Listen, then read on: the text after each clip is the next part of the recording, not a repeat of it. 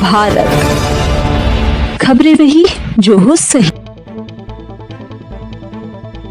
विधौली की ख्याति लब्ध शैक्षणिक संस्था बीआरसी एकेडमी में कक्षा 10 के छात्रों को विदाई दी गई। इस अवसर पर सेवानिवृत्त मुख्य विकास अधिकारी हुबलाल ने बच्चों को परीक्षा की तैयारी हेतु महत्वपूर्ण टिप्स देते हुए बताया कि सर्वप्रथम हम सभी को अनुशासित होना चाहिए और समय का अनुपालन ही अनुशासन है।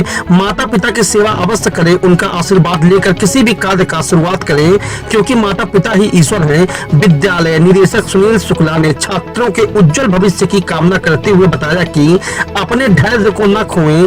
जब तक आप धैर्य पूर्वक अपना काम करते हैं और लक्ष्य पर केंद्रित होकर कार्य करते हैं तो आपको सफलता अवश्य प्राप्त होगी। कार्यक्रम को संबोधित करते हुए प्रबंधक वंदना शुक्ला ने बताया कि बच्चे ही देश के कर्णधार हैं। आने वाले समय में आप सभी लोग सफलता का परचम लहराकर अपने परिवार, समाज, देश का नाम रोशन करेंगे।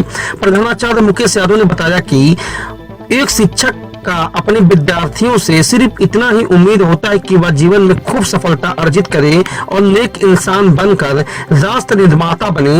इस अवसर पर शादाब खान, प्रियंका पांडे, पाटन दीन, राजेंद्र प्रसाद, प्रियंका त्रिपाठी, कनक भूषण, प्रसून कामनी, राहुल सहित अन्य शिक्षक, शिक्षिकाएं और संभ्रांत जन मौजूद रहे। बस्ती से bureau report, news Bharat. Special कमरे रहते थे, उनके पद रहते थे, मेडिकल कॉलेज वो, लेकिन मुझसे का हाथ जोड़ के कमिश्नर सामने की साहब, एसडीएम साहब से बहुत डरते।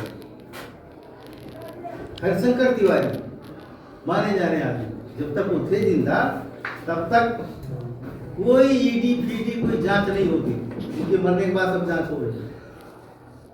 वो हमसे कहते थे आपसे तो कोई शिकायतें नहीं करने वाला, इसलिए कि आप जब नौकरी पा जाए तो आप नियम से काम करिए। यदि आप किसी दुष्ट आदमी से लड़ जाएंगे तो दूसरे दिन वो इसे हार जाए। लेकिन संविधान में जो लिखा है तो संविधान की कसम खा के तुरंत लात मार दिया जाता, तुरंत। तो मैं एडीएम था, इलेक्शन का पीरियड था, मेरे पिताजी गोरखपुर रहते थे, तो हर सप्ताह में आता था कि जाड़े में बाहर बैठा के लेटा के चारपाई पे तेल लगाता, नाखून काटता था, कपड़ा भी मैं साफ करता था। मेरे यहाँ नौकर चाकर कमरे का मैं साफ करता। फरवरी का महीना था, इलेक्शन होने वाला था मार्च में। टेंट का ठेका होता है, उससे बड़ा पैसा वैसा मिलता है। तो गोरखपुर का था, डीएमओ साहब गोरखपुर के थे, तो कहा डीएम साहब से कि हमको दे दीजिए। कहीं देखो हम नहीं कुछ करेंगे, एडीएम साहब मिल लो, मैं गोरखपुर में गए तो मेरे घर पे आए सब। तो मैं तेल लगा रहा था पिताजी, तो हम ही से पूछ रहा कि एडीएम साहब भेंट हो जाएगी? हम कहा हो जाएगी, काम बताइए। तो कहा नहीं, उन्हीं से बताएंगे। तो कहा थोड़ी देर बाद आ, हम कहा फिर जल्दी आ गया, तो मैं नाखून काट रहा। फिर मुझसे पूछा, हमने कहा हो जाएगी मुलाकात, काम बताइए तो मैं जाके बता दूंगा। पहले उन्हें बताएंगे। तो हमने कहा ठीक है, यही खड़े रहो, मैं आ रहा।